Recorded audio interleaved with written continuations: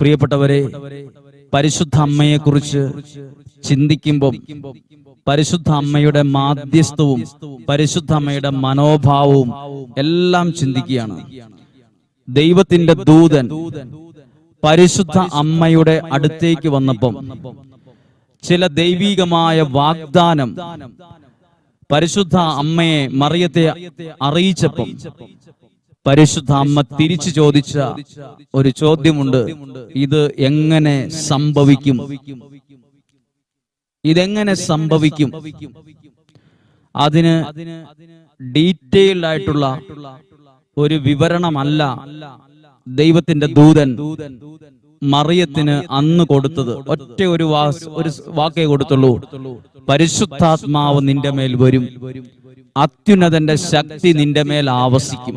രണ്ട് വാക്കാണ്, ഏകദേശം ഒരേ അർത്ഥമുള്ള രണ്ട് വാക്കേ പറഞ്ഞിട്ടുള്ളൂ. പരിശുദ്ധാത്മാവ് നിന്റെ മേൽ വരും.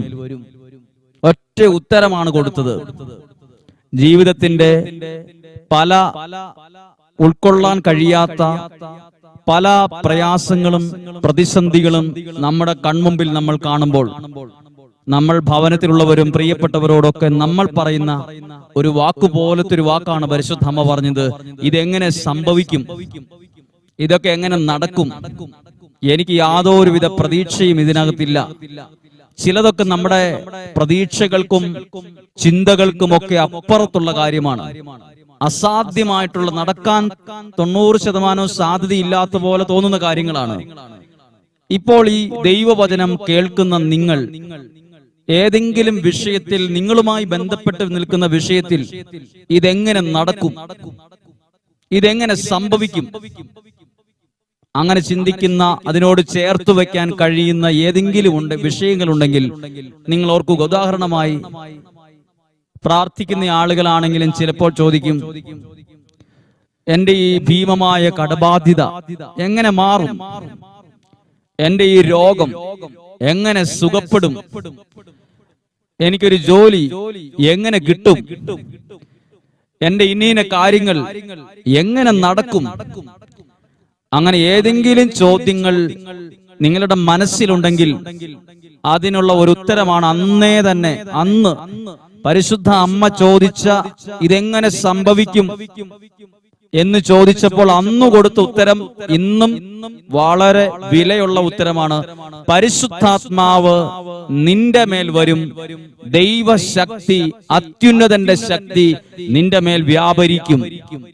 നമ്മുടെ അങ്ങനെയുള്ള എല്ലാ പ്രശ്നങ്ങളിലും ആ ഒരു വാക്ക്, ശരിക്കും ആ വചനം നിങ്ങളിൽ ഒരു അഭിഷേകമായി മാറട്ടെ. ദൈവശക്തി വരും. എങ്ങനെ ഇത് കൈകാര്യം ചെയ്യും? എങ്ങനെ നടക്കും? ഇതൊക്കെ നടക്കുമോ? ശരിയാകുമോ? ആ പൈസ, ആ പണം എങ്ങനെ കൊടുത്തു വീട്ടും? ദൈവത്തിന്റെ ആത്മാവ് നിന്റെ മേൽ വരും. അപ്പോൾ സംഭവിക്കുന്ന ഒരു ഉത്തരമാണ്: അസാധ്യ കാര്യങ്ങൾ സാധ്യമായി മാറും. അതാണ് ദൈവത്തിന്റെ വചനം നമ്മെ പഠിപ്പിക്കുന്നത്. ഹല്ലേലൂയ. പ്രിയപ്പെട്ടവരെ, പരിശുദ്ധ അമ്മയെ പ്രത്യേകമായി ഓർക്കുമ്പോൾ നമ്മൾ സാധാരണയായി എടുക്കുന്ന ഒരു ദൈവവചനമാണ് വിശുദ്ധ യോഹന്നാന്റെ സുവിശേഷം 2-ാം അധ്യായം 1 മുതലുള്ള ദൈവത്തിന്റെ വചനങ്ങൾ. വളരെ വളരെ സുപരിചിതമാണ്. വളരെ വളരെ നമുക്കെല്ലാവർക്കും അത് മനഃപ്പാടമാണ് ആ ഭാഗമെല്ലാം. അതിന്റെ ഹെഡിങ് തന്നെ കാനായിലെ വിവാഹ വിരുന്ന് എന്നാണ്. ഒരു വലിയ ഈശോ അത്ഭുതം പ്രവർത്തിച്ച അതിലേറ്റവും ആദ്യത്തെ അത്ഭുതമാണ് ഈ 2-ാം അധ്യായത്തിൽ കാണുന്ന അത്ഭുതം. ആ അത്ഭുതം സംഭവിക്കുന്നത് ഒരു വീട്ടിലാണ്. അത് സാധാരണ ഒരു ആഘോഷവേളയിൽ സംഭവിച്ച ഒരു അത്ഭുതമല്ല. ഒരു വിവാഹവേളയിൽ അനേകം ആളുകൾ സന്നിഹിതരായിരുന്ന ഒരു സ്ഥലത്ത് സംഭവിച്ച ഒരു അത്ഭുതമാണ്. 1-2 പേര് മാത്രം ഉൾക്കൊള്ളുന്ന ഒരു ചെറിയൊരു ഗ്രൂപ്പിൽ സംഭവിച്ചതുമല്ല. വളരെയധികം ആളുകൾ പങ്കെടുത്ത ഒരു ഭവനത്തിൽ നടന്ന ഒരു അത്ഭുതമാണ് കാനായിൽ നടന്ന ആ അത്ഭുതം. അതും പരിശുദ്ധ അമ്മയുടെ മാധ്യസ്ഥ ശക്തിയിൽ നടന്ന അത്ഭുതം. 2-ാമത്തെ ഒരു പ്രധാനപ്പെട്ട കാര്യമാണ്, അതൊരു വിവാഹം, ഒരു കുടുംബം, മറ്റൊരു കുടുംബം, വേറൊരു കുടുംബം കൂടി ആരംഭിക്കുന്ന ഒരു സമയം കൂടിയാണ്. അവിടെയാണ് ഈ അത്ഭുതം നടക്കുന്നത്.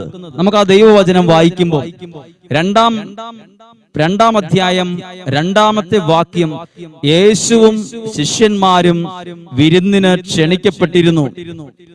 അവിടെ വീഞ്ഞു തീർന്നു പോയപ്പോൾ യേശുവിന്റെ അമ്മ അവനോട് പറഞ്ഞു, അവർക്ക് വീഞ്ഞില്ല. ഒരിക്കൽ കൂടി ആ വാക്കുകൾ നിങ്ങൾ മനസ്സിലൂടെ ഒന്ന് കടത്തിവിടുന്നത് ഒന്നും കൂടെ നല്ലതായിരിക്കും. വളരെ സുപരിചിതമാണെങ്കിലും ഒരിക്കൽ കൂടി ചിന്തിക്കുന്ന നല്ലതാണ്. യേശുവിന്റെ അമ്മ അവനോട് പറഞ്ഞു, ഇവർക്ക് വീഞ്ഞില്ല. ഹല്ലേലൂയ. പ്രിയപ്പെട്ടവരെ, ഇവിടെ ഒരു പ്രത്യേകതയുണ്ട്. യേശുവിന്റെ അമ്മ എന്തുകൊണ്ടായിരിക്കണം അത് വേറെ ആരോടും പറയാതെ ഈശോയോട് പോയി പറഞ്ഞത്? അതെന്തുകൊണ്ടായിരിക്കും? നമുക്ക് ചിന്തിക്കാം. ഈശോ ഇതിനു മുമ്പ് വേറൊരു കല്യാണ വീട്ടിലോ ആഘോഷങ്ങൾക്കോ ഇതുപോലൊരു അത്ഭുതം ചെയ്തിട്ടില്ല. ഒരിക്കൽ ചെയ്ത ഒരാളോടാണെങ്കിൽ ഇതുപോലൊരു സാഹചര്യം മറ്റൊരു സ്ഥലത്ത് വരുമ്പോൾ നമ്മൾ ഉറപ്പായും ആ വ്യക്തിയെ ആശ്രയിക്കും. കാരണം ഇന്ന സ്ഥലത്ത് ഇന്നതുപോലെ ഒരു പ്രശ്നം വന്നപ്പോൾ ഇന്നതുപോലെ കൈകാര്യം ചെയ്തതാണ്, അതുകൊണ്ട് ചാടി ആ വ്യക്തിയെ ആശ്രയിക്കും. ഇതിനു മുമ്പ് ഈശോ ജനനം തൊട്ട് ഈ സമയം വരെ ഈശോ ഒരത്ഭുതവും ചെയ്തിട്ടില്ല. പ്രത്യേകിച്ച് ഇങ്ങനെ ഒരു അത്ഭുതം ചെയ്തിട്ടില്ലാത്ത സ്ഥിതിക്ക് പരിശുദ്ധ അമ്മ ആ ഒരു കാര്യത്തെ ഈശോയെ അറിയിക്കുകയാണ്. പരിശുദ്ധ അമ്മയ്ക്ക് അത് വേറെ ആരെയോടെങ്കിലും അറിയിച്ചാൽ തന്നെ മതിയായിരുന്നു. കാരണം മറ്റാരോടെങ്കിലും അറിയിച്ചാൽ അവർ എത്രയും പെട്ടെന്ന് ഇതുള്ള സ്ഥലത്തുനിന്ന് കൊണ്ടുവന്ന് യാതൊരുവിധ ബുദ്ധിമുട്ടുമില്ലാതെ കൈകാര്യം ചെയ്യാൻ സാധിച്ചേനെയുമെന്നുള്ള ഒരു നോർമൽ ചിന്ത കൂടി ഉണ്ട്. എന്നാൽ ചിന്തിച്ചേ, പരിശുദ്ധ അമ്മ ആ ഒരു കുറവിനെ, ആ കുടുംബത്തിന്റെ ഒരു കുറവിനെ, ഇനി സംഭവിക്കാൻ സാധ്യതയുള്ള ഒരു അസ്വസ്ഥതയെ നേരെ ചെന്ന് ഈശോയോട് പറഞ്ഞു. 8 നോമ്പിലൂടെ പ്രാർത്ഥിക്കുന്ന, ഉപവാസം എടുത്തിട്ടുള്ള, ഭക്ഷണ പദാർത്ഥങ്ങൾ ത്യാഗത്തോടെ മാറ്റിവെച്ചിട്ടുള്ള പ്രിയപ്പെട്ടവരായി നിങ്ങളോട് പറയട്ടെ, നിങ്ങളുടെ ഒരു വിഷമത്തെ, നിങ്ങളുടെ ഒരു കുറവിനെ പരിശുദ്ധ അമ്മ അതെടുത്തുകൊണ്ട് എവിടെ കൊണ്ടു ചെല്ലും എന്നതിന് വളരെ പ്രകടമായ ഒരു തെളിവാണ്. ആ കുടുംബത്തിന്റെ ഒരു കുറവിനെ മറ്റൊരു മനുഷ്യനോടോ ഒരു സുഹൃത്തുക്കളോടോ ആ കല്യാണ വീട്ടിൽ സന്നിഹിതരായിരുന്ന മറ്റാരോടും ഷെയർ ചെയ്യാതെ ആ ഒരു പ്രയാസത്തെ, ആ ഒരു കുറവിനെ, അതിനെ ആദ്യം എടുത്തുകൊണ്ട് ചെന്ന് അത് ഈശോയുടെ മുമ്പിൽ അവതരിപ്പിച്ചു. പ്രിയപ്പെട്ടവരെ, നമ്മുടെ പല കുറവുകളും എല്ലാവരും ആഘോഷമാക്കി മാറ്റിയിട്ടേ ഉള്ളൂ. നമുക്കറിയാം, നമ്മുടെ ഒരു കുറവ് അറിഞ്ഞവരൊക്കെ അത് ഒരു പേപ്പറിൽ കൊടുക്കണമെന്ന് വരെ ആഗ്രഹിച്ചവരാണ്. അല്ലെങ്കിൽ മിനിമം വാട്സപ്പിലോ ഫേസ്ബുക്കിലോ എങ്ങനെയേലും അത് ഒരു വലിയൊരു തരംഗമാക്കി മാറ്റും. കുറവിനെ ആഘോഷമാക്കുന്ന ലോകത്തിലാണ് നിങ്ങൾ ജീവിക്കുന്നത്, ഞാൻ ജീവിക്കുന്നത്. നിങ്ങൾക്കറിയാമല്ലോ, ഇപ്പോൾ എന്നെ കേട്ടുകൊണ്ടിരിക്കുന്ന നിങ്ങളുടെ ഒരു നന്മയെ ആരും ആഘോഷമാക്കത്തില്ല. നിങ്ങളുടെ വീടിനോ നിങ്ങളുടെ വീട്ടിലുള്ളവർക്കോ എന്തേലും ഒരു കുറവ് വരട്ടെ, അപ്പോൾ പൊട്ടിച്ചിരികൾ ഉയരും, ആഘോഷവാദ പലർക്കും. ഈ ഭവനത്തിൽ പരിശുദ്ധ അമ്മയുടെ ഒരു ഭയങ്കര മനോഭാവത്തെ കണ്ടിട്ടുണ്ട്. എന്തുകൊണ്ട് പരിശുദ്ധ അമ്മ ഇങ്ങനെ ചിന്തിച്ചില്ല? അവര് വേണമെങ്കിൽ ചെയ്യട്ടെ, ഈ വീടിന്റെ കുറവല്ലേ, അവരല്ലേ ഇതിനെക്കുറിച്ച് ഉത്തരവാദിത്തോടെ ചിന്തിക്കേണ്ടത്, എനിക്കിപ്പോ എന്താ കുഴപ്പം? ഇതൊന്നുമല്ല ചിന്തിച്ചത്. മനുഷ്യരങ്ങനെ ചിന്തിക്കും. നമ്മുടെ ഒരു കുറവ് നമ്മുടെ കൂടെയുള്ളവർ കണ്ടാ ചിന്തിക്കുന്ന ഒരു രീതിയാണ്, നമുക്ക് എന്നാ ഛേദം, ഞാനിപ്പോ എന്നാ ചെയ്യാനാ, അവിടെ അറിവും പക്വതയുള്ളവർ എന്തേലും ആൾക്കാരുണ്ട്, ഞാനൊന്നും ആ കാര്യത്തിൽ ഇടപെടേണ്ട കാര്യമൊന്നുമില്ല, ഞാൻ ഇടപെട്ട് കഴിഞ്ഞാൽ ശരിയാവത്തുമില്ല, 100 ചിന്തകളായിരിക്കും. പരിശുദ്ധ അമ്മ അങ്ങനെ ഒരു കുറവ് കണ്ടപ്പം ആ കുടുംബത്തിന് വേണ്ടി അവിടെ 1-ാം സ്ഥാനത്ത് നിന്ന് ആ വീട്ടിലെ പ്രധാനപ്പെട്ട ഒരാൾ ചിന്തിക്കുന്ന പോലെ ചിന്തിക്കാൻ തുടങ്ങി. പരിശുദ്ധ അമ്മ ആ വീട്ടിലെ കുടുംബനാഥനോട് പോലും അല്ല ആ കുറവ് പോയി പറയുന്നത്. അങ്ങനെ പോയി പറഞ്ഞാൽ ചിലപ്പോൾ ആ കുടുംബത്തിന്റെ പ്രധാനപ്പെട്ട ആളുകൾ അസ്വസ്ഥനാകും, ടെൻഷനാകും, ചിലപ്പോൾ ആകെ അതൊരു ചെറിയ വിഷമം ഉണ്ടാകും. അത് പരിഹരിക്കാൻ കഴിവുള്ള ഈശോയുടെ അടുത്ത്, പുത്രന്റെ അടുത്ത് പരിശുദ്ധ അമ്മ കൊണ്ടുപോയി. ഒരാളോട് പറഞ്ഞു പോലും അത് ആഘോഷമാക്കാൻ പരിശുദ്ധ അമ്മ ഒട്ടും ശ്രമിച്ചിട്ടില്ല. ഇവിടെ വീഞ്ഞു തീർന്നു പോകാൻ പോവുക കേട്ടോ എന്ന് ആരോടും പറഞ്ഞിട്ടില്ല. ഞാൻ ഇന്ന പോലൊരു കാര്യം ചെയ്താലോ എന്ന് എനിക്കൊരു ആലോചനയുണ്ട്, ആലോചന പോലും ഒരാളോട് പറഞ്ഞിട്ടില്ല. നമ്മൾക്ക് നമ്മുടെ ഉള്ളിലുണ്ടാകുന്ന ചില ആലോചനകൾ നമ്മുടെ ഏറ്റവും അടുത്ത് നിൽക്കുന്ന, ഇന്റിമേറ്റ് ആയിട്ട് നിൽക്കുന്ന സുഹൃത്തുക്കളോട് പോലും ആലോചന ചോദിക്കും. ഇങ്ങനെയൊരു വിഷയത്തിൽ പരിശുദ്ധ അമ്മ ഒരാലോചന പോലും വേറൊരാളോട് ചോദിച്ചിട്ടില്ല. പ്രിയപ്പെട്ടവര് വളരെ ചിന്തിക്കണം. അതിനകത്ത് ആ വീടിന്റെ ഒരു കുറവാണ്. അവിടെ ഉണ്ടായിരുന്ന ഒരു സംഭവം തീർന്നു പോകാൻ പോവാണ്.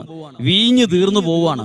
ഒരു കുറവ് ഒരു പക്ഷേ എന്നെ കേൾക്കുന്ന എല്ലാവർക്കും ഇതത്ര വലിയ കാര്യമായിട്ട് തോന്നത്തില്ല. അങ്ങനെ തോന്നണമെങ്കിൽ എന്ത് ചെയ്യണമെന്ന് അറിയാമോ? നിങ്ങളെ ആരുടെയെങ്കിലും ഒരു കുറവിനെ ഈ ലോകം ഏതെങ്കിലും വിധത്തിൽ ആഘോഷമാക്കിയ അവരോട് പോയി ചോദിച്ചു നോക്കണം, നിങ്ങളുടെ ആ ഒരു സാഹചര്യത്തിൽ നിങ്ങൾ കടന്നുപോയ മാനസിക വ്യഥ എന്താണ്. ഉറപ്പായിട്ടും ആ വ്യക്തി പറയും, ദിവസങ്ങളോളം ഉറങ്ങിയിട്ടില്ല, കരഞ്ഞ് കരഞ്ഞ് കരഞ്ഞ് കരഞ്ഞ് കണ്ണുനീര് പറ്റി, ഞാൻ എങ്ങനെ ആളുകളുടെ മുഖത്ത് നോക്കും. കുറവില്ലാത്ത ആൾക്കാരില്ല, കുറവില്ലാത്ത ഭവനമില്ല. പക്ഷെ ബൈബിളിൽ ഒരു പ്രത്യേകതയുണ്ട്. എവിടെല്ലാം കുറവുകൾ ഉണ്ടായോ അവിടെയൊക്കെ ദൈവത്തിന്റെ ഇടപെടൽ ഉണ്ടായിട്ടുണ്ട്. എന്നെ കേൾക്കുന്ന ഏതെങ്കിലും കുറവുള്ളവർ ശ്രദ്ധിക്കണം. കുറവുണ്ട് എന്ന് ആരെങ്കിലും നിങ്ങളോട് പറഞ്ഞ് ദുഃഖമുള്ളവർ ശ്രദ്ധിക്കണം. നിങ്ങളുടെ കുടുംബത്തെയാണ് ദൈവം ഏറ്റവും കൂടുതൽ കണക്കിലെടുക്കാൻ പോകുന്നത്. കുറവുള്ള ആ ഒരു കുറവിനെ അവിടെ ആർക്കും ഒരു ആഘോഷമാക്കി ചിരിക്കാൻ പാകത്തിന് ഒരു സാഹചര്യം സൃഷ്ടിച്ചിട്ടില്ല. ഒരു മനുഷ്യക്കുഞ്ഞറിയാതെ ആ കുടുംബത്തിന്റെ കുറവിനെ പരിഹരിക്കാൻ പരിശുദ്ധ അമ്മ അവിടെ ചെയ്ത പ്രവൃത്തി ഇന്നും നമുക്ക് വേണ്ടി ചെയ്യും. ഹല്ലേലൂയ. ഒരുപക്ഷെ എന്റെയോ നിങ്ങളുടെയോ കുറവ് എവിടെയാണെന്ന് 10 കണ്ണുകളോടുകൂടി നോക്കി നടക്കുന്നവരുണ്ട്. ഒരവസരം കിട്ടാൻ, അവസരം ഒന്നും കിട്ടാത്തോണ്ടാണ് ചാടി വീഴാത്തത്. എനിക്ക് അങ്ങനത്തെ ഒരു പ്രശ്നമൊന്നും ഇല്ല എന്ന് ആരെങ്കിലും പറയുന്നുണ്ടെങ്കിൽ ആർക്കും അങ്ങനെ ഒരു അവസരം കിട്ടിയിട്ടില്ല. ഒരവസരം വന്നു നോക്കട്ടെ. അപ്പോൾ പലർക്കും മനസ്സിലാകും പലരുടെയും സ്വഭാവത്തിന്റെ പ്രത്യേകത, പലരുടെയും ഉള്ളിലിരിപ്പ്, പലരുടെയും തനി നിറം, പലരുടെയും തനി സ്വഭാവം. നമുക്കിപ്പോ ഒരു കുഴപ്പവും ഇല്ലാത്തോണ്ടാണ് നമ്മളെ എല്ലാരും നോക്കി ചിരിക്കുന്നത്. ഒരു കുറവ് വരുമ്പം ചിരിച്ച ആളുകളുടെ പല ചിരികളും അപ്രത്യക്ഷമാകുന്നത് കാണുമ്പോൾ നമ്മൾ ചിന്തിക്കും, ഇന്നലെയൊക്കെ എന്തോ ഒരു സന്തോഷിച്ച് ചിരിച്ച് വർത്താനം പറഞ്ഞ ആളാ. പ്രിയപ്പെട്ടവർ ശ്രദ്ധിക്കുക, പരിശുദ്ധ അമ്മയുടെ ഒരു മനോഭാവം. എന്റെയോ നിങ്ങളുടെയോ ഒരു കുറവ് പരിശുദ്ധ അമ്മയുടെ ശ്രദ്ധയിൽപ്പെട്ടാൽ പരിശുദ്ധ അമ്മ അത് ആഘോഷമാക്കുവല്ല, ആ കുറവിനെ പരിഹരിക്കാൻ സ്വന്തം കഴിവുകൊണ്ട് ശ്രമിക്കുകയും ചെയ്തിട്ടില്ല. സ്വന്തം കഴിവുകൊണ്ട് ശ്രമിച്ചിട്ട് പരാജയപ്പെട്ടിട്ട് പിന്നെ ചെന്ന് ഈശോയോട് പറഞ്ഞു എന്നല്ല, സ്വന്തം കഴിവുകൊണ്ട് ഒന്നും ചെയ്തില്ല. ഒറ്റ കാര്യം ചെയ്തുള്ളൂ, ആ കുറവിനെ വേറെ ആരോടും പറയാതെ അത് യേശുവിന്റെ അടുത്ത് കൊണ്ടുചെന്ന് അവതരിപ്പിച്ചു. അവർക്ക് വീഞ്ഞില്ല. ഹല്ലേലൂയ. 8 നോമ്പിലൂടെ കടന്നു പോകുന്ന, പ്രത്യേകിച്ച് മരിയൻ തീർത്ഥാടന കേന്ദ്രമായ ഈ ഒരു ദേവാലയത്തോടും ഈ ഒരു പ്രാർത്ഥനയോടും ചേർന്ന് നിന്ന് ഈ പ്രാർത്ഥനയിൽ പങ്കെടുക്കുന്ന നിങ്ങളോട് ഹൃദയത്തിൽ നിന്ന് ആ പരിശുദ്ധാത്മാവിൽ നിങ്ങളോട് പറയട്ടെ, നിങ്ങളുടെ ഏത് കുറവിനെയും ഇനി ഏത് സാഹചര്യത്തെയും പരിശുദ്ധ അമ്മയ്ക്ക് സമർപ്പിച്ച് ഏൽപ്പിക്കുമ്പോൾ പരിശുദ്ധ അമ്മ അത് സ്വന്തം കഴിവുകൊണ്ടല്ല, ആ കുറവിനെ കഴിവുള്ള ഈശോയുടെ അടുത്ത് എത്തിച്ച് നമുക്കുള്ള അനുഗ്രഹത്തെ നേടിത്തരുമെന്നുള്ളതിന്റെ ഏറ്റവും പ്രകടമായ ഒരു ഭാഗമാണ് ഇത്. ഹല്ലേലൂയ. പ്രിയപ്പെട്ടവരെ, അതിനകത്ത് ഒരു കാര്യം കൂടി ശ്രദ്ധിക്കണം. ഇവിടെ വീഞ്ഞില്ല എന്ന്, ഇവിടെ ഒരു കുറവുണ്ടെന്ന് പറയുമ്പം കുറവുണ്ട്. ബൈബിള് ശ്രദ്ധിച്ചിട്ടുണ്ടോ? കുറവുള്ളവരുടെ കുറവ് കണ്ടിട്ട് ദൈവം പുറകോട്ട് പോയതായി എവിടെയും കാണില്ല. കുറവുള്ള അവസ്ഥ കണ്ടാൽ നമ്മുടെ കുടുംബക്കാരൊക്കെ പെട്ടെന്ന് പുറകോട്ട് പോകും, സഹോദരങ്ങൾ പുറകോട്ട് പോകും, നമ്മളുമായി ബന്ധപ്പെട്ട് നിൽക്കുന്ന പലരും പുറകോട്ട് പോകും. എന്നാൽ ബൈബിളിൽ, വിശുദ്ധ ഗ്രന്ഥത്തിൽ കുറവുള്ള ഒരു സാഹചര്യത്തിൽ നിന്ന് ദൈവം എവിടെയേലും പുറകോട്ട് പോയി എഴുതിയിട്ടുണ്ടോ? മോശയെ ദൈവം വിളിക്കുമ്പോൾ മോശ ദൈവത്തോട് പറഞ്ഞു, എനിക്ക് ഇന്ന കുറവുണ്ട്. അപ്പോൾ എന്നാ ശരി എന്ന് പറഞ്ഞ് പുറകോട്ട് പോകുന്ന ഒരു ദൈവത്തെ അല്ല കാണുന്നത്. ആ വ്യക്തി അനുഗ്രഹിക്കുന്ന, കുറവിനെ നികത്തുന്ന ഒരു ദൈവത്തെ